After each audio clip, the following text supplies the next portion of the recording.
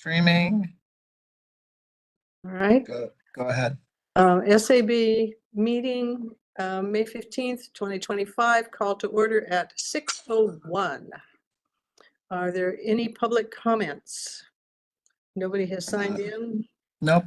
Nope. So I think we'll move on with that. Let's keep check-ins. I don't even know if we need to. We've got two guests here. If we have things to talk about, let's check in at the end. Is that okay with everybody? Let's go ahead. Let's Yes. go around the circle and at least introduce. All right, let's do that. Round the circle is difficult because we all have different screens, so I will just call on people. Greg? So Greg Smith, been on the Sustainability Advisory Board for a number of years now. Retired professor, Lewis and Clark. Dylan? Oh, you're muted. There we go. Dylan Digby, the staff liaison to the group. All right, Roberto. Roberto, cloud solutions engineer, electrical engineer. Just joined the advisory board this year. Yeah. Yeah, thank you. Leo? Leo Groner, City Council. Thank you. Thank you. Megan? Oh, we can't hear You you. got you muted. Muted.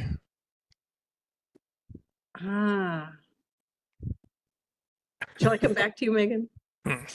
All right. Dan? Hi, can you hear me? Yes. Okay. Hi, Dan Reeser. I've been on SAB, 2.5, 3 years. I'm one of the co-chairs with Victoria. My day job, I'm an attorney with the Oregon Department of Justice, and I'm glad to see you all here today. Grace? Good evening, everybody. Grace Thurkel at Parametrics, a climate sustainability consultant, here to chat with you all tonight. Looking forward to it. Thank you. Rob? Rob Kugler, second meeting. Also retired Lewis and Clark professor. Yeah. Mike? Hi, Mike Carlson. I think I've been on the board for 4-ish years now, and professionally I work as an engineer. Well, I'm Victoria Meyer, and I have lost track of how many years I've been on this board. It's got to be at least 6 or 8, something like that. And ever since the elementary school, Sunset Elementary School was built, and the current mayor said, why don't you get on an advisory board? Because I kept showing up at meetings, so thank you to him. And I'm a retired educator, along with almost everybody else in this group. Megan? Am I live now? Yeah. We can hear you. Sorry, switching from Teams to this to Zoom, it messes up my computer. I'm Megan Bigjohn. I'm the Parks and Recreation Director, as well as get to oversee the facilities as well. And I'm happy to be here to talk about the tree code. Right. So thank you all. A quick approval of April minutes. Any questions on those? No questions? A move to approve? I second. I can wait.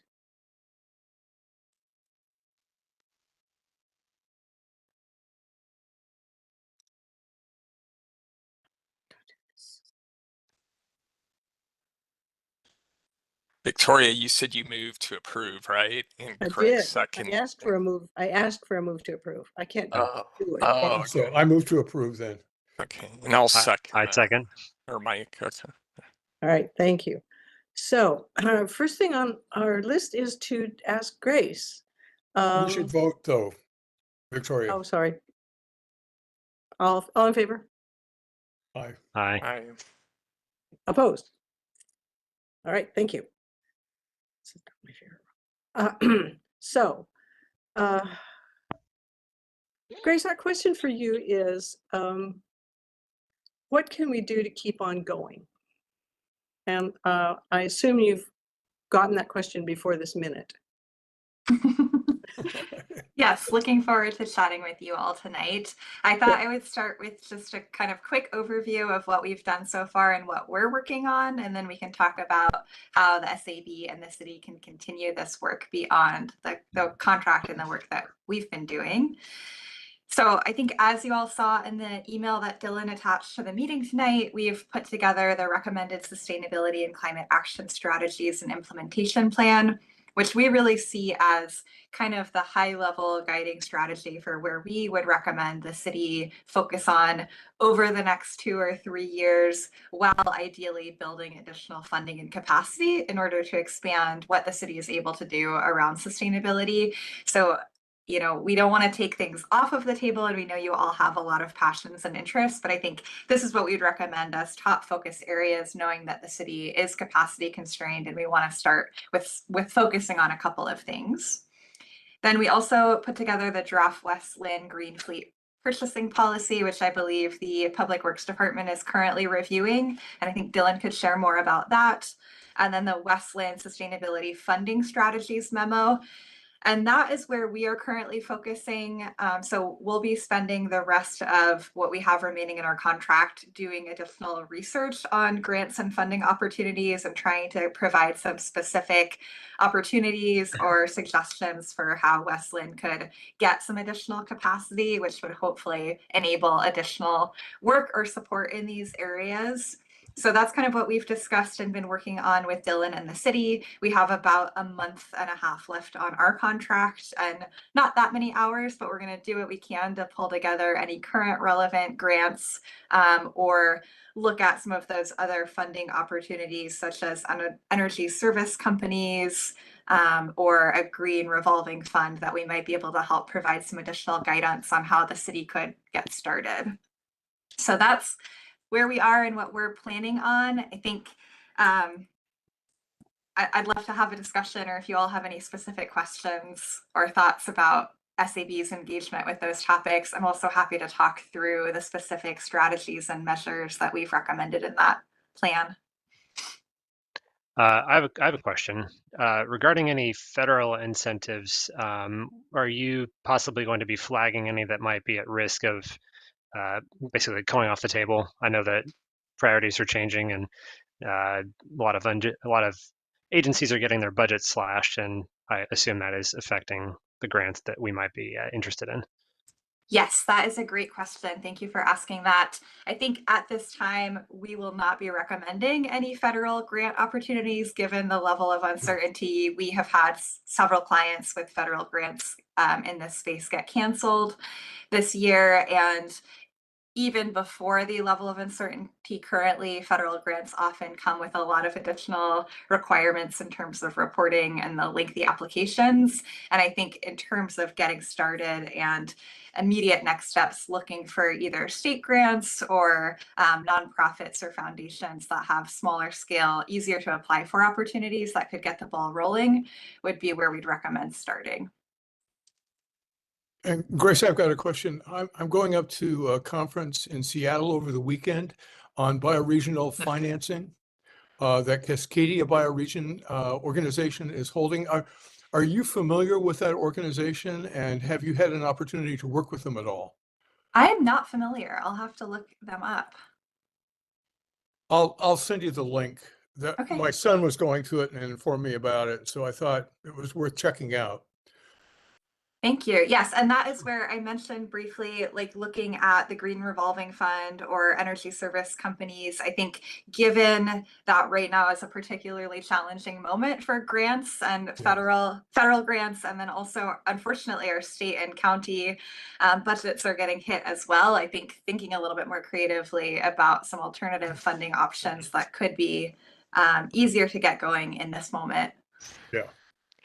Greg, would you mind emailing that to all of us so we could see that? Yes, I will do that. Thank you. And I do think that looking into funding is a really effective way that the SAB members, if you all are interested, could continue to support these initiatives going forward.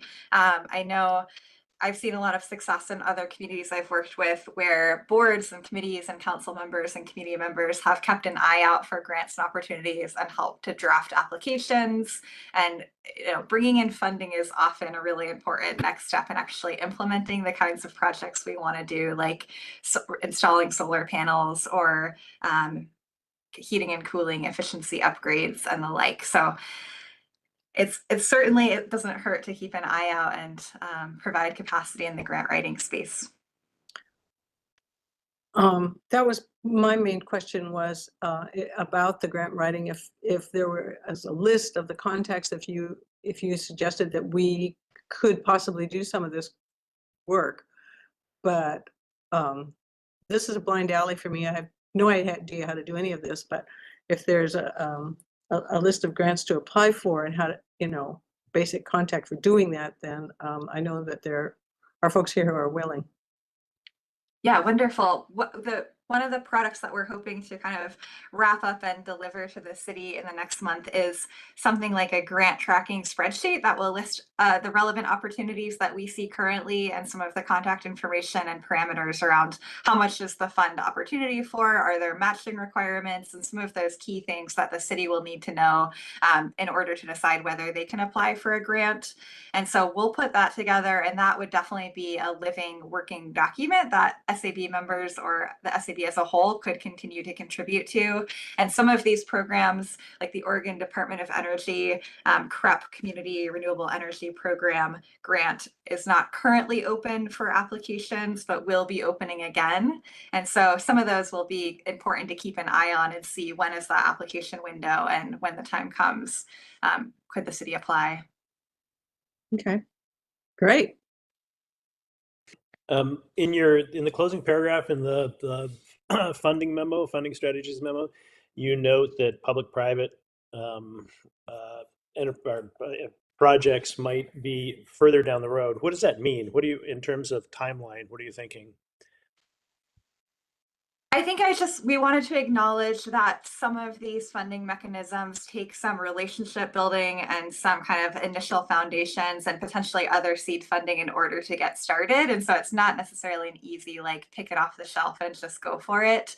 So I think public-private partnerships, I know already the city has been working with local business owners and community organizations around installing EV chargers. So that's a great smaller example of where that could get started. But something like, co-investing in a community renewable energy project or a community solar project, it's just a longer time frame and a larger capital investment. So those types of projects would take probably several years of planning and coalition building and applying for funding. So it really depends on the scale. And I'm not sure that that's a super satisfying answer, but that's what I had in mind. Yeah, appreciate that. With regard to that relationship building, Grace, do you have a sense of who should be involved in that? Is that primarily city staff kind of reaching out? Are there things that members of this board could potentially do as well? I think all of the above. I certainly think if it is regarding investments that the city themselves might be making or looking at the city budget, then the city staff need to be involved to make sure that any of those conversations are within the realms of the council goals and budgets and what a city, has within their purview. But in terms of some of the broader conversations around what are, sustainability investments like energy efficiency improvements in commercial buildings or renewable energy, those are conversations that I think members of this board or other interested community members could certainly have with community businesses and entities. I know one of the challenges that Westland has faced, like we were trying to pursue some of the dollars that were tied into the climate resilience bill that was passed in the last legislative session. And, I'm hopeful that something similar will happen in this legislative session. But because of the fact that the community is affluent, even though we're kind of cash poor in terms of the amount of tax dollars that we're able to generate, do you have any suggestions about how we might actually be able to kind of grapple with that particular challenge?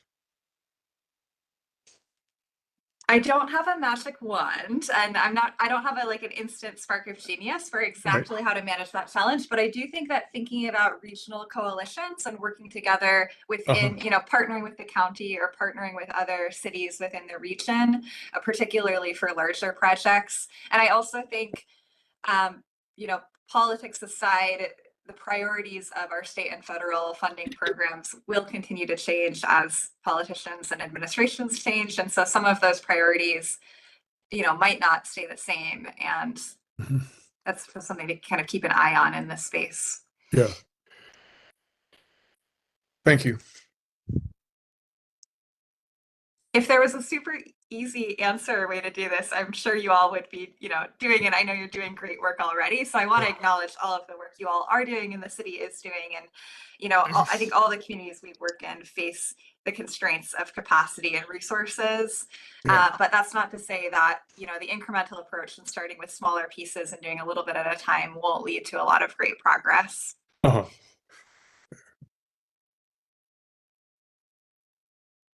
And I know that on the agenda tonight is also talking about the tree code and talking about some of the energy efficiency and sustainability features of the new public works and operations building. So I think keeping apprised of all of the progress and efforts that the city and the community is working on and focusing on some of those wins is really important, as well as focusing on kind of the aspirational, where do we want to go?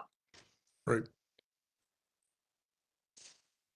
Well, beyond the recommendations that you had in the near future, what sorts of things would you suggest us focusing in on with the greatest likelihood of success, kind of moving into the future, looking at the next 3 or 4 years?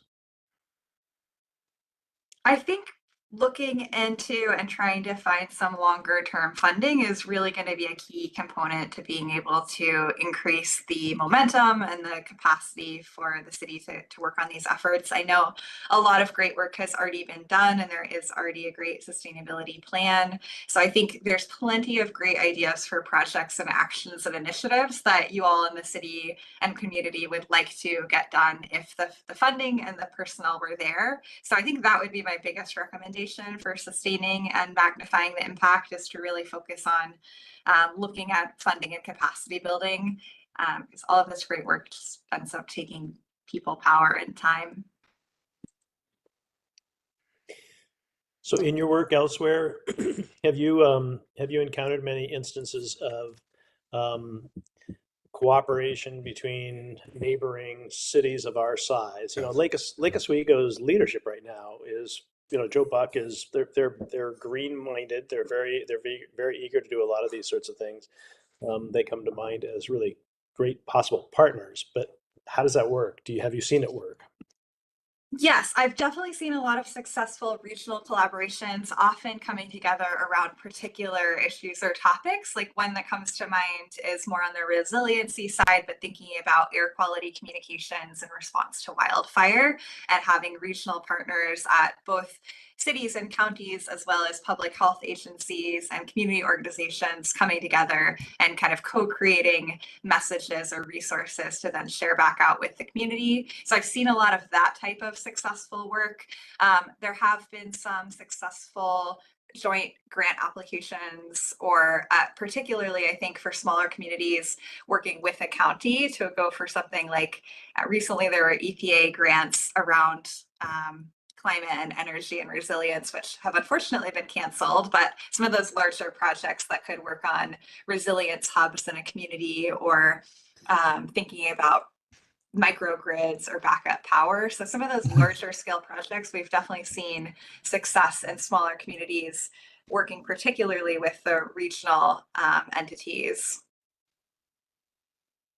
And we are considering kind of working with Lake Oswego with regard to landscaping equipment and just electrification questions. So that's begun, and there has been conversation just about working with the county to try to find some additional funding to help small businesses purchase replacement equipment. So we'll see what happens with that. Yeah, Megan? Yeah, I'd love to jump in here, Greg. I don't know if you know my background, but I was at Lake Right. Oswego for 14 years and was the one with the team to start our green initiatives when we were told we had to mandate for electric equipment. That was our goal.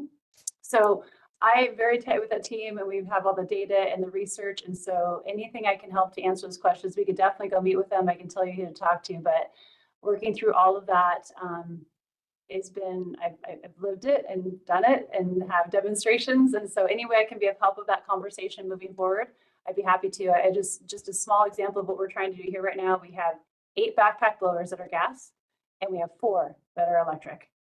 So, I mean, even though I have no money set aside, we're starting to make those headways and teaching IPM proper landscape management, water management, are all those things that lead to green initiatives. And we just haven't had necessarily that expertise or knowledge here in West Linn, but I'm bringing that with me with my bag of goodies and educating the team on that. So we're already kind of making strides. So I think it'd be really great to maybe chat with us if you guys have some specific things for parks to find out maybe what we're already starting to do. So you can see where we're making some headway. It's slow, but we're going. Good. And I would just add on, I think that's wonderful that you're bringing that capacity. And I think there are other great examples too of just looking to other communities, initiatives, or programs and talking to the folks that are doing those programs and seeing what has been successful. And, you know, I think in most cases, it's going to take a combination of some kind of funding source and local champions that are willing to kind of continue to push forward and prioritize and say that this is important. And I know you all have that piece. You're all here and putting a lot of effort into it. So I think bringing a little bit more additional capacity and looking to where you can find efficiency in building off of work that other communities have done rather than reinventing the wheel is always super helpful. And oftentimes our neighboring communities are trying to do the same thing we are and we don't even know. And Grace, just following up on your comment earlier, I think you said that there were examples of other small communities working together to obtain grants. And do you have any specifics that you could email us or, you know, follow up with where like communities, specific communities that we could like contact or just talk with them about? I'll have to take a look and see if I can find some good examples or contact information, but I can certainly add that to my notes. Perfect. Yeah. Thank you so much. And we are working with a statewide coalition that's been attempting to deal with building electrification and are kind of in communication with the folks from Ashland who were able to pass a regulation a couple months ago.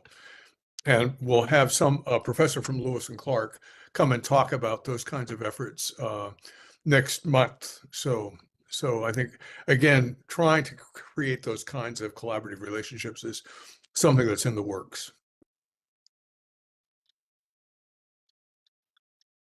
Okay. Well, are there more questions for Grace at this point? Dylan, do you have anything that you could add, just because you've had a lot of conversations with the folks from Parametrics? Anything else that you think we should know about?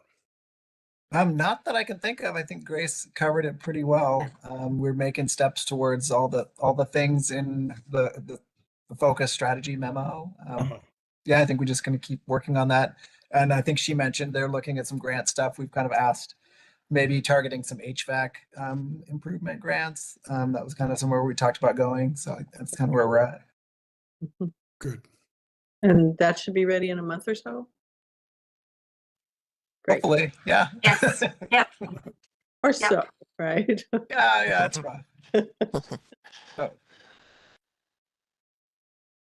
Okay, then I guess I would say thank you, Grace. We're done for Yes. tonight. I appreciate you being able to come. Thank you so much. I really Yeah, this- appreciate it. Thank you. Yeah, Yeah, Really thank been you. wonderful to have you working with us. Thanks. Great. Yeah, absolutely. We need everybody to do their part and participate in these times. So thank you all for volunteering your time to help make the world a better place. It's been a pleasure. It has. Thank you. Thank you, Grace. Thanks. Good evening. Grace. So the next thing on our agenda is the tree code discussion with Parks Director Megan Big John. Hello, everybody. I know a few people have seen my presentation, so I definitely don't want to overdo it. I have to be honest with you, I thought this meeting was next Thursday, so I was going to send you out the information in advance, but what I'm planning on doing is sending it to you out after so that you can take a look at it and review it. So I have a slide presentation that a few people saw, and I just wanted to check with the group what you would like from me today to be able to share. I want to just tell you what the heart is behind what we're doing, what I've kind of lived through over the last year, understanding what's not working with our municipal tree code. and from an arborist perspective and from the community members. So I'm happy to take however much time or little time and be able to share information. If you could give me some guidance of how to proceed, I would be grateful. Well, Yeah. Megan, since both Victoria and I heard the presentation, I would be kind of appreciative if you could basically summarize the gist of it, Yeah, but also if you could kind of differentiate the tree code as exists for residents and the tree code as it relates to the CDC and developers. And yeah. that was a piece of it that I hadn't clearly understood until that city council meeting. And so I think that would be useful for everybody to be aware of. Yeah, it was new for me too. Very different than the Lake Oswego tree code. So I am an arborist, certified with an ISA. So I did the tree permits in Lake Oswego for the Parks Department, not for the citywide. So since I started about a year and a half ago, our city arborist had retired, who had filled in that position from the previous city arborist. And that previous city arborist, Mike Perkins, is helping me right now kind of fill this gap as we're learning what is working and not working.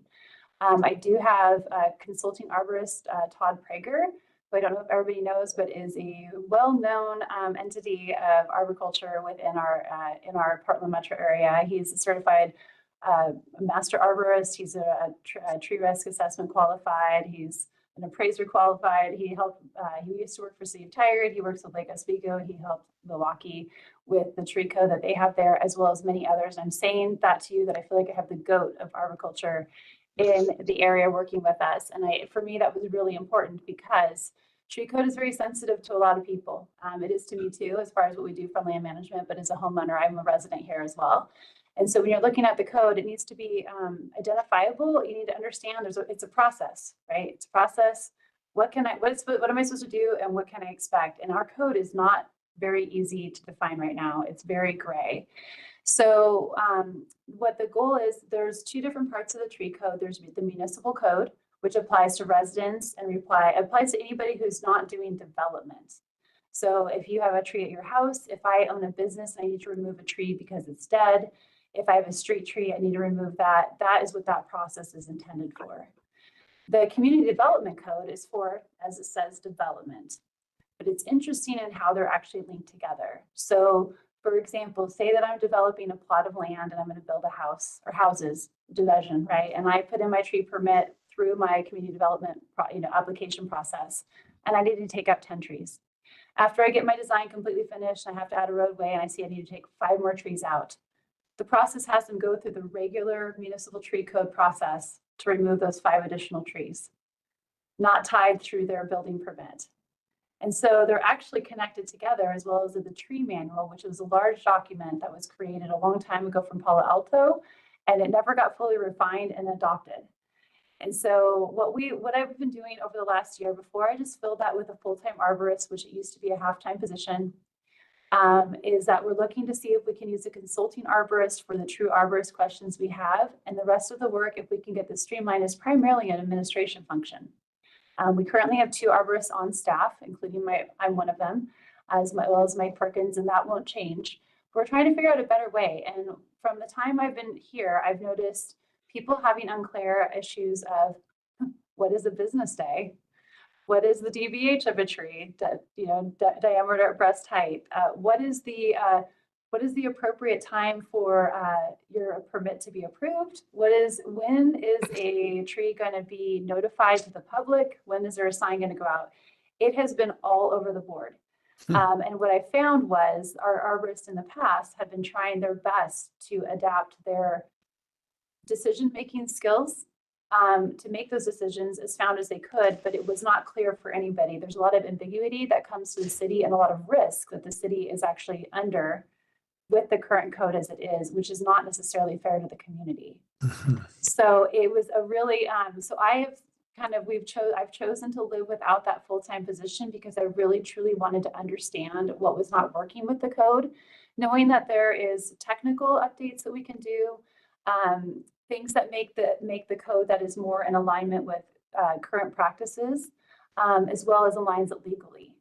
And so that's kind of what we're looking at. So I wanted to be very transparent with this, that we're looking for technical updates There's a few policy ones that were listed in there, and I could go over those and you'll see how kind of, I don't mean to say benign, but it's not like trying to change the intent of the code, but trying to make it so it's workable so the community knows when they apply for a tree, more than likely when it's going to be approved or not.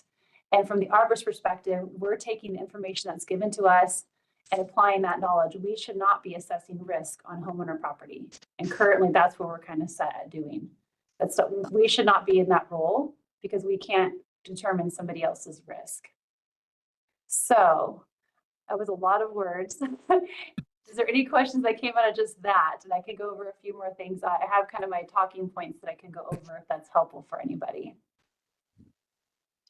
Some talking points are good? That sounds great. Okay. Okay, good. And don't mind me, I've got my other screen. I can see you here and I'm over there and I just don't want to miss anything. So I mentioned the legal requirements. That was a big issue. Let me scroll here 1 second, if you don't mind. A key piece to this to me that's really important. This was not just myself and Todd Prager and Mike Perkins doing this. We met with the planning department, the engineering department, building department, code enforcement, had our legal representation, that is our city, our legal counsel here that's on staff, Kaylee, as well as an outside counsel attorney who actually manages this kind of law, to be able to review what was not working with it. So it's definitely, because I realized it's not just me and Mike, it impacts all of our departments. So that is who has kind of already had review of this document and helped make these adjustments or these recommendations. The summary of the technical amendments is, first off, update definitions, like I had mentioned, clarify rules and responsibilities with the processes. So for example, when you look at the code, in many places it says the city manager is the deciding factor when it's actually the city arborist. So that's confusing when you get a denial and then you're emailing the city manager and now we're having to like round robin who's answering that question. We want to get that clarified. As well as the process goes. We've had people apply for, so let's say that Victoria and I are neighbors and I don't like her tree and I go ahead and apply for the tree, for the permit, and it gets approved and it's missed that it's not my tree and it's Victoria's tree. Well, now this actually happened and I put Victoria on notice that, hey, your tree was approved to be removed. You need to take it down at the tune of $14,000. Jeez. That won't do. Right? Think about the spot we were in. So we were like, what? So we had actually no way to actually revoke a permit or put a pause on a permit. There was no code in there. Luckily, that one worked out. The lady wanted to remove her tree. It ended up being okay, but wow, can you imagine if we deemed it to be a hazard tree and that was on somebody else's property and now they're on the hook for removing it. So we added a provision that if we had misinformation or if we even made an error, that we can put a pause or revoke that permit and start that process over under different terms and understandings. I've had a lot of fun with this, you guys. Street tree language, for example, is another one. It's now set in that the city needs to plant every street tree. And first off, we don't have the capacity. And if you wanted to pay $300+ for us to plant it, we're not going to get it planted until the fall because that's when we can get bare root trees to know that they're going to be maintained. We wanted to be able to update that to be able to have the opportunity if somebody wanted to plant their own tree. In addition to that, we are supposed to have a street tree planting plan. And what I've been told is the intent was that every tree would have a specific tree and species that would be lined to what was to be planted there. That is not a common practice, especially when we're looking at climate changes and plant availability. And so what we're asking to do is to not have that plan, but have an updated suggested tree list that is based on planting size space. So if you have a beauty strip that's 3 to 4 feet, here's a selection of trees that you can choose from. If it goes from 4 to 6, all the way up, so that it gives people some autonomy. They have to obviously check with their HOA where they have some covenances of which we're required to plant. But it gave us a chance to be able to give developers as well as homeowners that opportunity to make those selections versus putting the responsibility on us to select every tree for every location. It's not really happening now because it's not sustainable, but we want to get the code right and also give people some autonomy. And then that's something that would have to be updated over time. For example, the city of Portland with their recommended tree list, they don't have a big leaf maple because that's a tree that's overrun the city for them. That's a tree that they have removed and you're not allowed to plant as a street tree for lots of reasons. But you know what I mean? You can start with a list and you can have a review time. So you review it and update it based on what's available, based on current practices, if we're needing to worry about drought more. It's not just a set document where I say on this street, it needs to be, Cornus, Dogwoods right there. It gives you some options so we can adapt. So that's just an example of what we're looking at for some of those street tree language. The other one that's interesting that we put as a potential policy amendment is currently, and not that we're necessarily advocating for it, but it's really interesting. We are not allowed to charge for anything for a tree permit. And actually, we have a fee schedule within the master fees for tree permits. And then in the code, it says tree permits will be, fees will be approved by city council. And the next line, it says they must remain zero. And so what we're asking to is to say that the city council may choose to be able to put in a small nominal tree fee for removal for administrative support, essentially is what that is. That money goes back in to help, fund the arborists, fund some of our other initiatives along with trees. And so, but right now it's just near zero. They have no option. And so we wanted to be able to give the option to council if they ever felt that there was a need or a cause to be able to invoke a small fee, that they could. Just right now it's no, which is not common for a code either. So as you can see, like with this, we're not saying we want you to put a fee out there. We're just saying we want there to be an opportunity if we can get a program set up correctly to do so. Let's see what else is in here. And please, anybody interrupt me at any time if you have a question or need clarification. Yeah, Megan, on the inventory portion, you said it's not sustainable, but the new practices like implement methodologies that the community update information, or like there's correlation of information, not necessarily to add a very expensive like going tree by tree or LiDAR. Is there any other ways?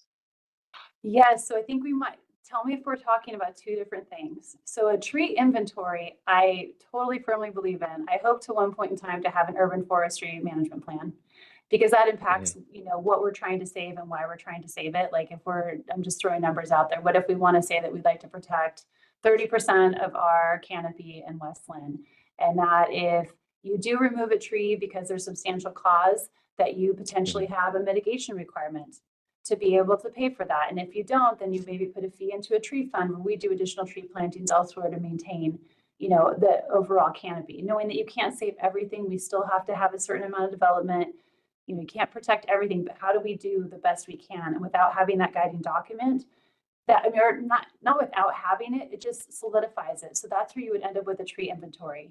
For me right now, because of potential Mediterranean oak borer and emerald ash borer, I want an inventory of our oaks and our ash trees around, so we can see where our risk is currently and what our management needs to be. And talking about borrowing documents from other cities, Lake Oswego's already said that they'll let me use their documents for that, because I was working with them on it. But the Parks and Recreation industry is very tight, and we share information documents all the time.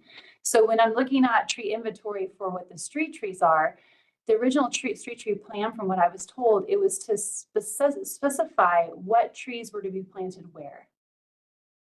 And so talk about that document being outdated and what's the ultimate gain with that. You know what I mean? So say it was made 10 years ago and it says that on my street down on Arbor Drive, I needed to plant, paper bark maples, which I would be all for. But what happens if it's not available? What happens if that, size isn't, it just really restricts what we're able to do. And it really restricts the homeowner too. HOAs have some very specific tree specifications that they would then have to follow, but at least it would give us a guideline. But a tree inventory, totally on board with that. I think it's something we need for long-term management overall, and not just for street trees. It's all for all of our trees over time. And LiDAR is exactly the way you go about that. Yeah, and I guess like a simple satellite 10 years ago and current satellite picture, it will determine how the canopy is being affected, and if we are going better in like having better canopy, or we are going the opposite way. And eventually it's going to be a problem, because we're going to have less shade and maybe other problems like global warming impact, etc. 100%. And that's where I know that you guys are really interested, from what I've been told, the CDC tree code. Darian and I have talked quite a bit about it, and that's coming up on our docket as a request. And so we'll be looking at that. And that's where those pieces come into play, right? When you start looking at that from a development standpoint, not only just from a homeowner standpoint, but when you need to have an understand of why you're asking for the requirement, what's its purpose, right? We know we want to save trees, but what does that mean? Right? And then what is the impact, not only to the environment, but to the homeowner and those who want to build? How do you give them opportunities, but not lose what we had? And how do you have, if we have one stand of forest, it's all going to fail around the same time. We need to be replenishing. We need to be, trees are going to die. So how do we continue that cycle so we have a healthy stand of trees coming in and going as over time with a plan? So yeah, I am right on there. Something that I'm learning though is we don't have an urban forest, or Lake Oswego just got one, and it's just for parkland and street trees. But they had a contracted arborist, and most of their arborist paperwork went through the planning department. And so Morgan Hollins over there, Todd Prager helps with, we did a natural areas management plan, which also tied to that, where we use LiDAR to find all the oaks on our properties to look at our natural resources restoration. Sorry to interrupt. Can I just jump in for a minute? I'm sorry. Yeah. I have an emergency, so I'm going to run, but you guys finish the meeting. Okay. If you'd close it. Yeah. Yeah. Okay. Thanks. Everything's okay. Thank you. Take care. Good luck. Good luck. Yeah. So I definitely feel like I could go on and speak to you guys forever, so I'm so sorry. But I want to let you know I'm right where you're at, and we have to have those bigger, larger questions answered before we start making significant changes to the tree code. And that was why, if I waited for that, we wouldn't get these technical things together that are really making it almost unmanageable, to be honest with you. There's errors that are missed. There's miscommunications for the homeowner. We're closed every other Friday. And so when you say business day, what does that mean? I actually had an email today that said, well, you said it was 10 business days and this is 10 business days, but how come I didn't know that you were off every, there's just some really simple things we can fix that make it clearer. But the bigger picture is what you're talking about that we all need to be getting to. And I think that when we get to the CDC portion of that, that's going to be a really big, if we do an not overhaul per se, but if we do, that's where that urban forestry management plan, understanding what our canopy is and what our goals are, which will take council, that's money and funding too. But that will be where it's really key. And I'm honestly excited for that time. Yeah. Go ahead, Grace. Awesome. Thank you. And Thank you. Megan, it sounded as though there was going to be some kind of meeting in September looking at the CDC aspects of with regard to the tree code. Is that still happening? Dylan and I were talking with John from what you guys had requested, that there's going to be the start to some review. That's not official, but we were just trying to look at where this code was sitting, and as far as the first technical updates, and then looking at, so he just kind of gave us a heads up that will be coming on our work plan in some fashion, and looking to that towards September. So definitely you'll be included when that gets there, but it's just on the talking level right now. So don't get me in trouble if I said something I shouldn't have. We're committed to something that we are not able to commit to. Right. I think you should know though, it's definitely it's being talked about. And I think the kindness and grace so far that we've gotten with this first technical update, just to know that we're being very honest about it. We're not trying to sneak something in. We're not trying to pull the wool over anybody's eyes. It's been really disheartening to hear from the arborist staff to the community that this is not working, and it's so labor intensive, and it's not improving the process at all. Right. So that's what even for updating the application, trying to get online application, we eventually want to get tree permits to be shown online so people can take a look there online versus having to do as many mailers as we do, still do the mailers that are appropriate, but not do the gazillion that we do. And so trying to really kind of bring us into this century with processes, and still allowing for paper copies. But right now, if you consider, if Mike has 10 trees that have postings, they're all based on 20 days. And he right now is taking those signs out, and then he's got to manage going back there, and then the notifications that go out, and then there's a 10-day period afterwards for appeal. And then, it is not manageable. Unless you have a spreadsheet person, which I could do that, but it's that's where it becomes a full-time job. But we processed, I think it was 250 permits last year. It's not a lot. That's not a lot. And so, and there's a few of them that get appealed, and then those go through that process. But yeah, so we're definitely not, we're just trying to streamline it for everybody, including ourselves. With regard to the inventory that Roberto was talking about, Yeah. we had been thinking about trying to approach a high school teacher to see like whether there were any students who would be interested in kind of helping with that process. I checked the Metro website, and there actually is kind of a LiDAR map with the tree code, you know, that in some detail, just in terms of like at least where the trees are located for West Linn.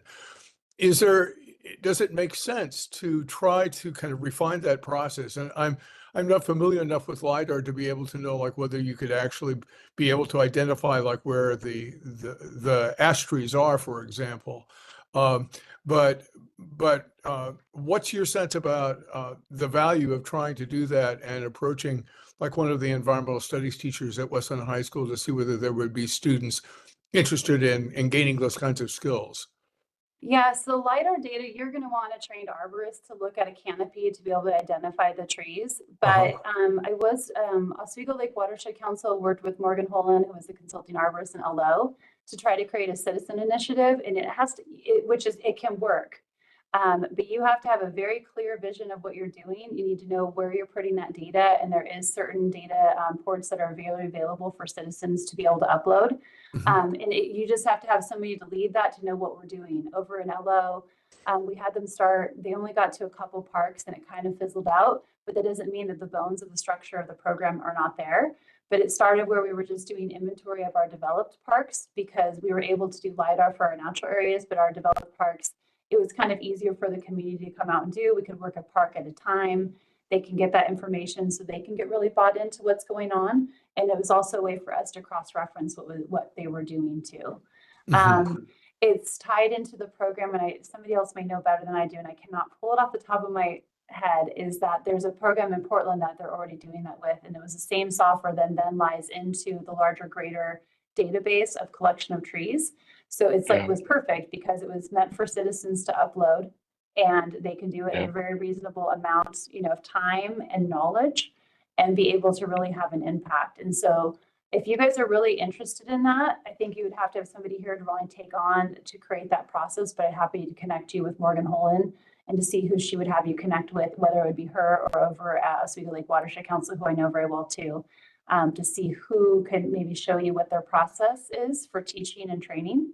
And that's really the key, to get it started. It's not just a class. It's like you got to have a program set up with clear expectations and clear information and clear technical gathering data, because otherwise it kind of turns wishy-washy. It's fully possible to do though. And I think starting in parks is where I would totally recommend, and we would work with you on where should we start first, start small and grow. Yeah. And we can leverage those practice from City of Portland. And I think Mountain View in California, they did the same, and Community was like the people with the app, they were doing the inventory themselves. And I prefer a non-centralized system of collecting information. Exactly. And we can be pioneers. I don't know, that'll be good. Yeah, and I just can't call the name out of what it is. What it does is it goes into a larger database in Oregon. So all communities are working, and the data just continues to grow, which is awesome. And Megan, you said you could get us the name of a contact person for that. Yes, I can definitely do that. Let me grab my scribble pad so I can make notes so I don't forget. Great, thank you so much. Yeah, I'd be happy to. What I like is you don't even need to have a grant for it. Exactly. No, you don't. You really don't. And then there's just training that you can go to too, as you as a board or individuals can go to be able to learn and figure out how to implement. But the one thing I do ask of you, if you're going to do anything like in a parkland, please reach out to me, so we can figure out strategically, we may have a need. Or maybe say, hey, it needs to be oaks in this park, and we all know the oaks, but let's go map them out. If that isn't a need for Mediterranean oak borer, I am really wanting to move forward on. So if you could really do get something moving, please think of me as a partner. And there's going to definitely be very specific needs that we might need more immediately than future. And you said that in Laco, they focus like on parks first, right? And that seems like a logical way to do it. Yeah, because if you start in natural areas, which again would be fun, that's a lot. Yeah. You could feel like, because you just never know who's going to show up each week too, right? And so we had them focus on areas where we had, for example, I'm trying to think of something, like Willamette Park, for example. You could use that park, right? Or any of our parks that have trees, but of substantial trees, right? Those Doug firs are huge. Even the cottonwoods, even though they're not fun, but they're there. But you can actually, part of that is that you show them that they are having a real impact too. It's like pulling ivy. If you try to pull the whole carpet, you're going to feel like you're not getting anywhere. But if you save the natives first, you're feeling like you're really doing something. And I think that's how it builds, right? Right. So that would be my suggestion. And the natural areas is a whole nother thing I'm trying to work on here because we have no program that I'm starting to kind of grassroots trying to build with our volunteers. But yeah, that would be my suggestion. Great. Thank you. Thank you. And like I said, the thing is too, is the Oaks is another area. We have quite a few here, and just even thinking in our developed parks, that's an easy way where it's one species, easy to define, going and getting the DBHs on those trees, and just even noticing if they've had storm damage or not, yes or no. Yes means it might be more susceptible. No means, So there's ways to gather information that helps us give us a step up, even for when we go for an urban forestry management plan. Great. Yeah. I know I got derailed. I really like talking to y'all. Well, just so I don't lose, and I'm using all of your time, I know you have other items, but what I was going to ask from you all is I will send this information and happy to talk more, but just to make sure at the end of this, I leave with something that I need your help with, if you're okay with it, is what I'm going to do the same presentation to Parks and Recreation Advisory Board. They've seen a little bit of it, but I want to talk with them as well. And I thought your board was great. We're also going to send some information out to the neighborhood presidents, and so they can send it out through their kind of notice board. With this being technical, we're not required to get any community outreach, but it was really important to us, right? For me, it's building trust. And so they understand what we're looking for, what we're thinking, and if there's any issues that we're not seeing, to be able to come back with. And so I was going to send you the information, the documentation. There's still a couple errors that I can't fix where there was so many people editing. There's a couple highlights and cross-offs of stuff we added that weren't in the code. There's like 2 of them, but I wanted to have it as clean before I sent it out so people weren't thinking we were changing things. It was just, oh, here's an idea. Oh, that doesn't work. Take it back out. And it just got missed. But I wanted to send it to you all and see if maybe within a couple weeks, if you see any major red flags or questions that you want to propose that I can then take back to council, I'd be super grateful. And even if they're not, like, if you understand our kind of technical fixes versus major error, major deficiencies, feel free to give them both to me, but knowing we may still kind of, if we're able to push through these technical fixes for everybody's sanity, we would, and then keep an eye on those bigger things if there's something really severely deficient. I've kind of got my own list too going of those things that I would like to see different, just like mitigation planting where necessary. I think that's really key to this. But that is a policy change, right? So that can impact people. So we put language in there like that we could require mitigation. Now, we could is not something that we like to be able to have. We would like to say yes or no. But if those are things that we can get into and start to adapt, even in the short time, it will be really beneficial to everybody. But that building that trust thing is really important to me. I don't feel like there's always been that. And now seeing what the arborists have been dealing with and trying to make some really great decisions, I can understand why. And I just don't want our incoming arborist to be in that position or myself. So Sounds fine. does that sound okay? Yeah. Be sure to when you send it to say, can you do this by a certain date? I will. And no, it won't just be done there. I am my goal right now is to be going back to council on June 7th. So I need a couple weeks prior to that. Yeah. And then they'll go to another work session and see what they want to do then with the feedback we get. So it isn't, but the sooner I can get, maybe the next couple of weeks, it helps us get our drafts updated. So I really appreciate the time, and anything with parks or facilities, please don't hesitate to reach out to me. I have a really good working relationship with Dylan, but I'd be happy to work through those things that you're looking at for sustainability reasons on either of those topics. Thank you. I got to say, I've been impressed with how complicated this code is, that you were able to help me understand how it's complicated. and what you're trying to do with it. It's a real tangle, and I'm grateful that you're doing it. You've got the energy. Well, thank you. I think it's been nice that people have been kind. Usually when we talk about tree code updates, you kind of get a knot in your stomach in any community. And this one to me, it was like, this really is for the community first, but it really does help us with our decision and liability and risk as well. So thank you very much. And thank you for the time. I swear I Thank you, could talk to Megan. you all night. Thank So you for your thank time. you for Thank cutting me you. off. Great stuff. Yeah, thanks. All right. Thank you. Take care.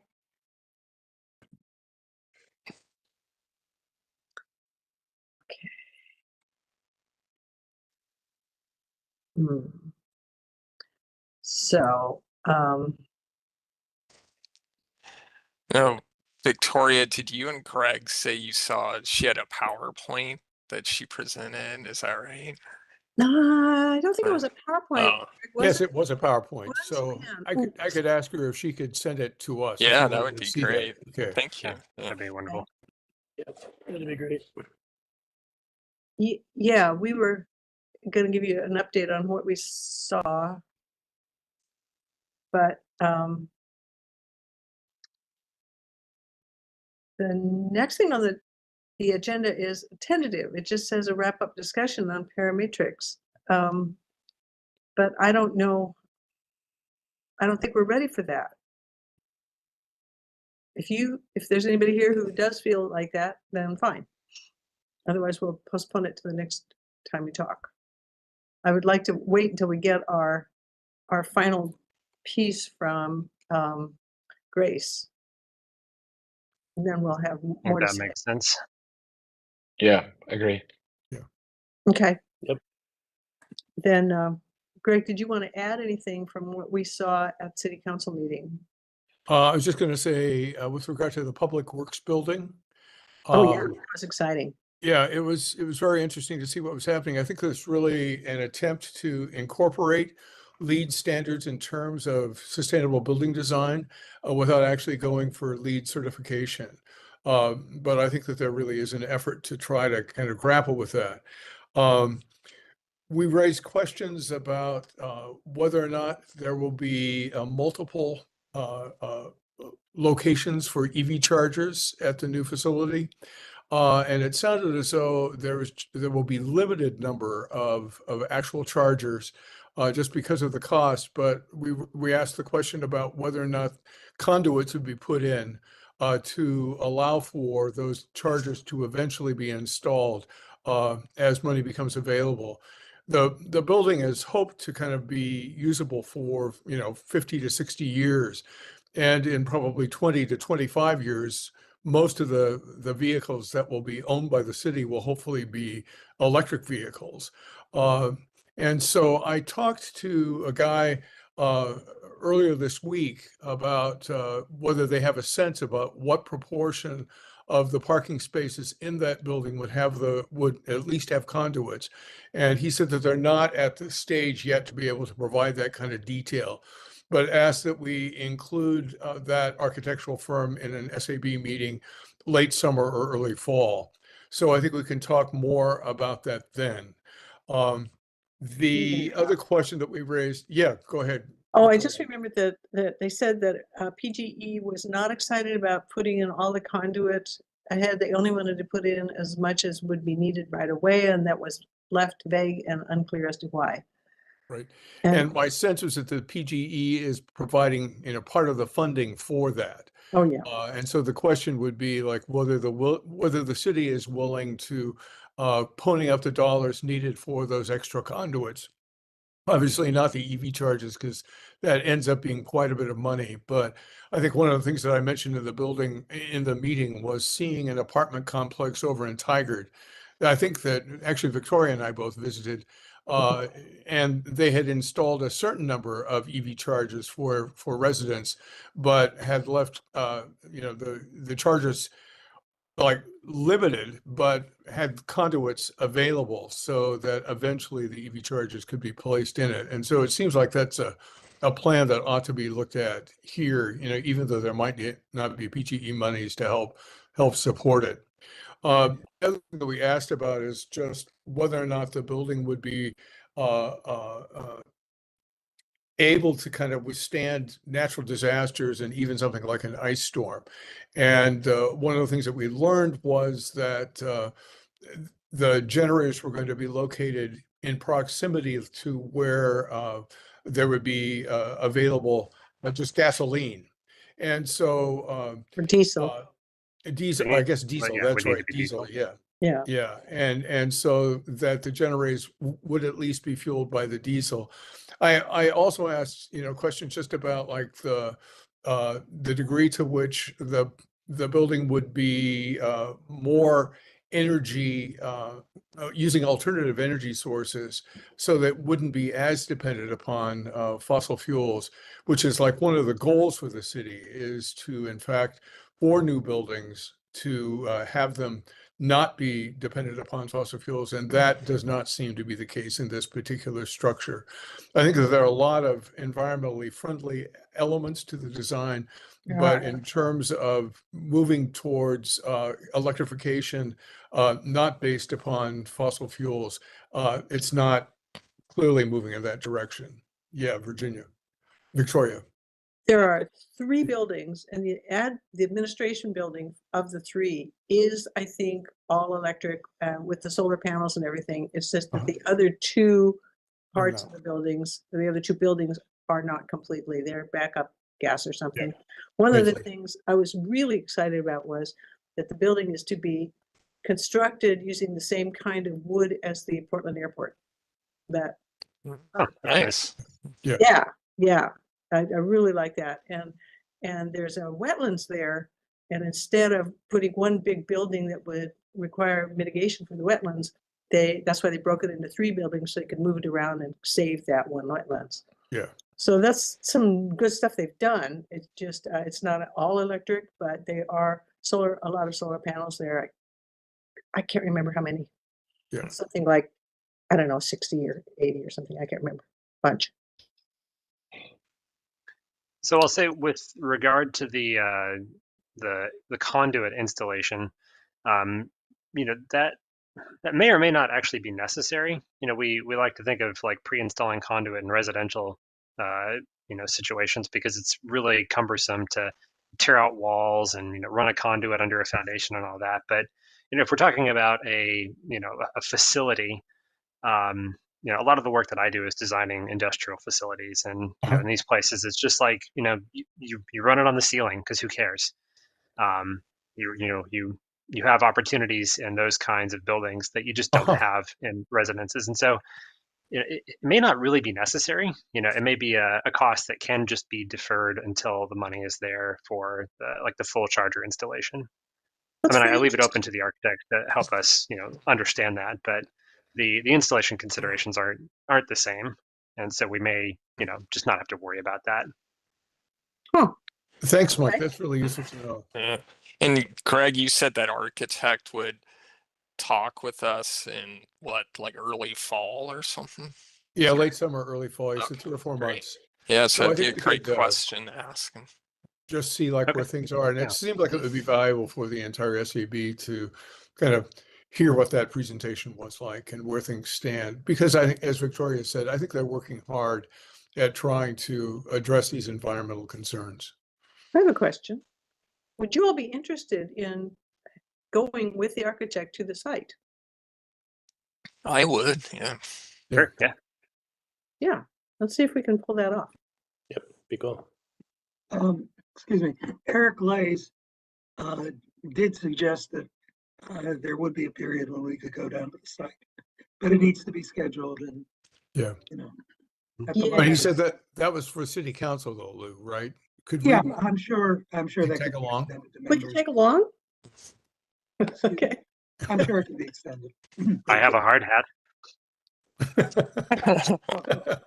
At the moment, there's a lot of loose dirt being pushed around.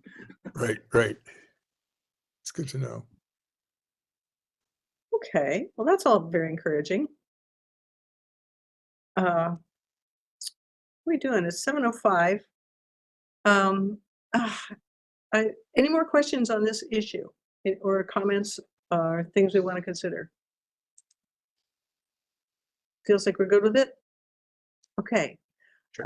The next thing on the agenda here is the education updates. Old Time Fair is next month.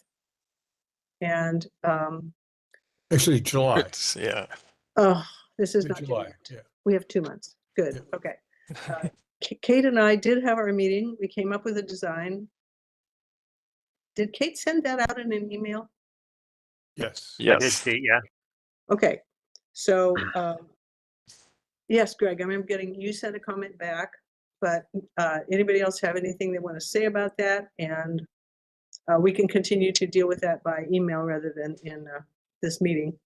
But Yeah, I liked the general design. It looked like it was, you know, something that was AI generated just to like get a prototype there. I assume that the intent would be to turn that over to like a t-shirt printing shop and let them finalize it. yes, that's exactly right. She knew of one that's she wants to go local, somebody who will do a cotton t-shirt that's sustainable, blah, blah, blah. And yeah, basically use that concept. So Yeah, I liked it Yeah. too. Yeah. It was good. Yeah. we can find out if it would add an extra charge to put the Westland SAB on the back, but I think more verbiage on the front is too much writing. Yeah. Yeah. It seems like on the back it would be good. All right, so we'll find out if it's already up to something like $25, which is not terrible. And Dylan did get back to me that the city is capable of printing a banner for us. And so once we have the design from the t-shirt, we can put that on the banner. Oh, fantastic. Great. Nice. That will improve our presence at the fair. Great. All right. Other than that, I think we're all set as to who's going to be there, which day, and all of that. So we've got that set up. So I'm just reporting back, the Garden Club is interested in joining us. And I did talk to the city about locating us in a place where it wouldn't be so noisy and we would be in proximity to other civic organizations. So, Thank you. so that's in the works. That's critical. Yeah. It's really critical. Okay. Now we had 21 action items last month. I don't know if you have all the list. If you don't, I can read it and ask you if you've done your bit yet. Do you? I could share my screen if you would like. Or Well, and actually, Victoria, before beginning to do that, let me just really quickly report on the waterfront project. Oh, please. We had a meeting last week and we'll have a follow-up meeting in July. And I just wanted to let you know that things are moving ahead with that project. And there's really, I think one of the main things that we'll be talking about is like efforts to rezone much of that area, which is either zoned for commercial or for industrial, and really looking at rezoning it as mixed use. So that it would be possible to have housing, light industrial and commercial in a number of the different parts. And the main focus at the moment will be on the area that's close to the old city hall, which will be the historic area. And that's where I think there'll be an effort to kind of really look at rezoning at the moment. Lou was in that meeting as well. Is there anything you think the SAB ought to know about it, Lou? No, that, as I recall, that was the main point. There will be rezoning, and the focus will be on mixed use and trying to preserve the area near the river. Yeah, and I think really an effort to kind of have everything, well, all of the protections that are kind of tied into the river, both the Tualatin and the Willamette will kind of apply to development decisions that are down there. But there's a lot of pre-existing protections already in the public record. What kind of a process is it to rezone? Is it difficult? Well, I think that basically comes to the city council, right? Yeah, the planning department basically comes up with specific lots that get rezoned, and then the council has to approve. Oh, okay, not so bad. Yeah. And if you're interested, I will send the link to the current April 2025 version of that plan, so you can see like where things stand with it. A lot of the comments and concerns from the public have been addressed in these kind of just the revisions as they're made from month to month based upon what the planners have learned and the architects have learned from the city. So it's interesting, worth taking a look at, and be possibly something that we would talk about at our next meeting. Okay. Yes, please do. Okay. That was interesting. To me, it's amazing that it's easier to rezone an area than it is to fix the tree code. But that's all right. So Dan, you're sharing your screen. Yeah. Hopefully it's the right screen I'm sharing. Does it say SAB meeting action items? Yep, good to go okay. there. It Great. does, except it's awfully small. Oh, it is? Okay. Let's I see. don't know. Is it? Like, There, that's good. Yeah. Yeah. Okay. Let's see. Let me zoom over. That It works. looks like the first few were Dylan and I put them all together by person Yeah. when I did it. Okay, great. So he's not here, and I think I'll ask him to send his how he's doing in an email to us. Sounds good. Then he can do it at his leisure. So can you scroll down to Yes. Greg? You have about 15 here. So the law professor from Lewis and Clark is willing to come and talk to us. She was available either the 12th or the 19th. And I asked whether she would be available other days on the 19th, depending upon what will work for the rest of us. Just to jump in here, if you recall, Dylan sent out an email saying that the 19th may not be a workable date for our next meeting. That's the reason that she would be available other days of that week. Okay. And she would be Yes. available on the 19th, on the 12th as well. But we need to kind of figure out when we can actually meet so I can get back to her about that. I did not talk to Jeff because I wanted to find out whether or not there's actually a need to do that inventory. So I think we got information from Megan today about how to proceed with that. So I think Roberto and I can talk about that. Dealt with the Old Time Fair. And again, the Garden Club is willing to share a booth. If you want to keep scrolling down. Yeah.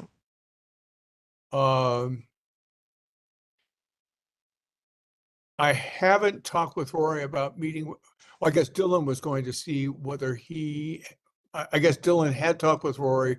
We're waiting to see what happens with that.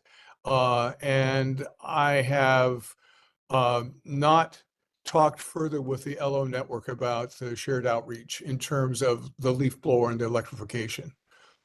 Okay. I need to find the name of that guy who hasn't gotten back in touch with me.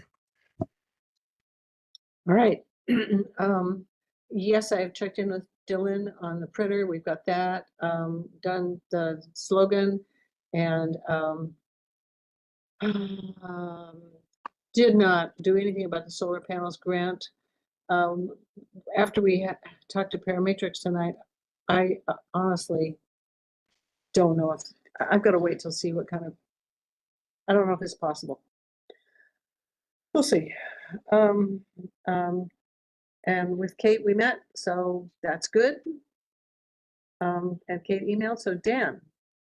Yeah.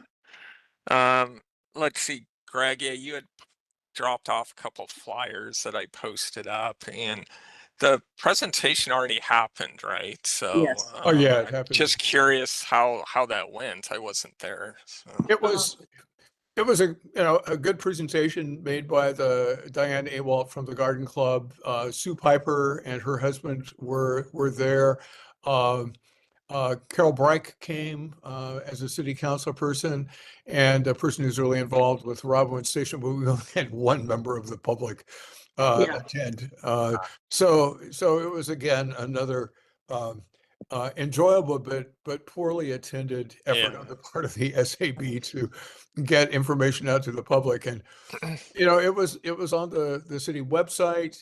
There was the op-ed in the paper, the posters, and so I am still kind of uncertain about how we go about actually attracting people to these presentations. So it's something that might be worth just additional brainstorming at a subsequent meeting.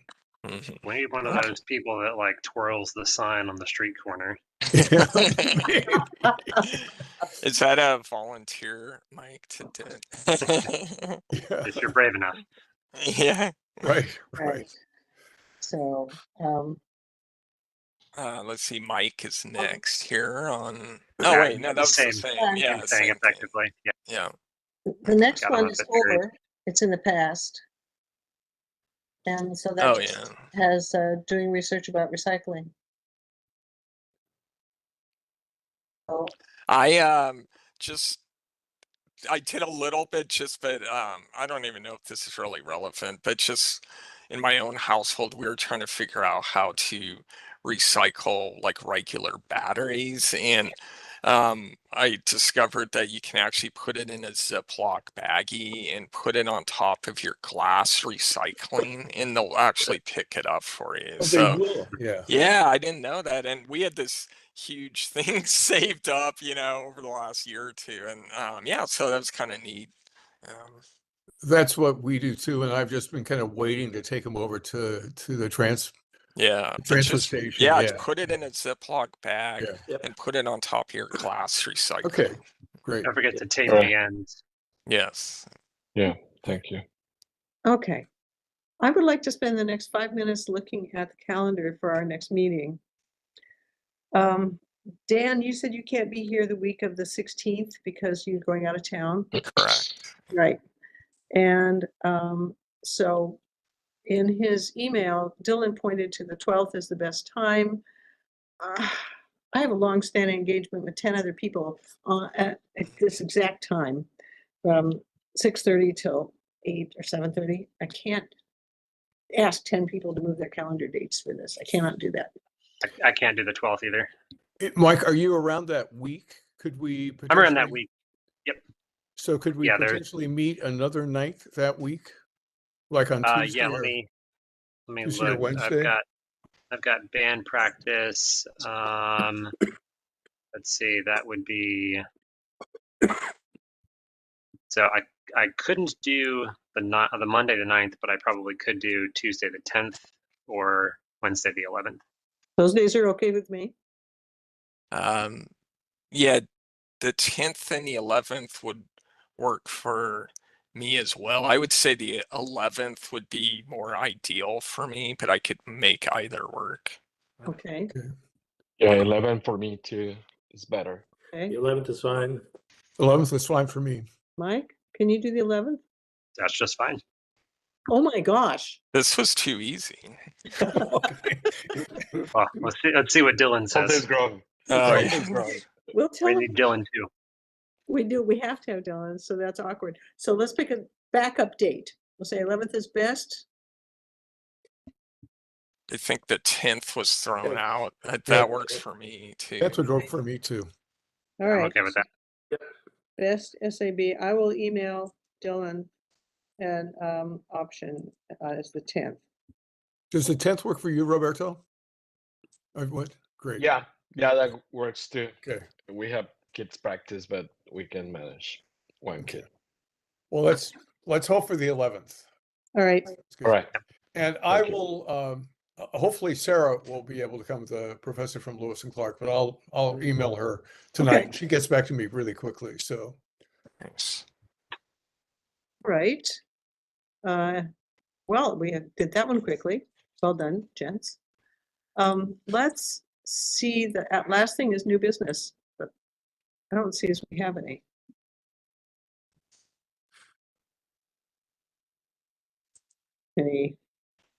Okay.